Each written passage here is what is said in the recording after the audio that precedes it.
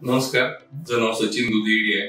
एक healthcare clinic मध्ये आम्ही इंट्रोड्यूस केले की spinal MT related spine decompression machine. ही फुल्ली ऑटोमॅटिक 3 डायमेन्शन्स मशीन आहे. त्यावरती आम्ही स्पाइन रिलेटेड ट्रीटमेंट्स देतो, like slip disc, spondylosis, sciatica या सगळ्या related non surgical treatments cover up करतो आम्ही इथे. आपण सायटिकाच्या ट्रीटमेंट रिलेटेड त्याच्या इश्यू पण बोलूयात आता.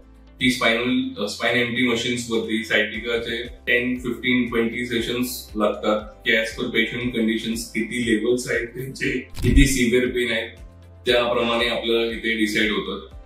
फक्त मशीन ट्रीटमेंट नसते, तिथं मशीन प्लस फिजिओथेरपी या दोन्ही कॉम्बिनेशन थ्रू आपण ट्रीटमेंट करतो आणि पूर्ण होलिस्टिक अप्रोच असतं की त्यांचं डेली ऍक्टिव्हिटी आपण चेक करतो की काय असतात त्यांचे, त्याप्रमाणे त्यांना रूट कॉज सांगितलं जातं की प्रिकॉशन्स कसे फॉलो केले जातात. आणि ही आपली ट्रीटमेंट खूप लॉंग लास्टिंग असते. घरी कसे एक्सरसाइज करायचे, काय काय फॉलो केलं पाहिजे घरात, वॉटर इनटेक, बेसिक डाएट्स हे खूप इम्पॉर्टंट आहे. स्पाइन प्रॉब्लेम किंवा स्पाइन पेन फक्त एका फॅक्टरमुळे होत नाही की टोटल स्पाइन पेन, तुमचं स्ट्रेस असेल तरी पेन असणार आहे, तुमचे विटॅमिन्स कमी असले तरी पेन वाटणार आहे, तुमचं पोस्चर करेक्ट नसेल तरी तुम्हाला पेन वाटणार आहे. तर या सगळ्या ओव्हरऑल होलिस्टिक अप्रोचनी आम्ही ट्रीटमेंट करतो. त्याच्यामुळे तुम्हाला पेन हा परत येण्याचे चान्सेस खूप कमी असतात.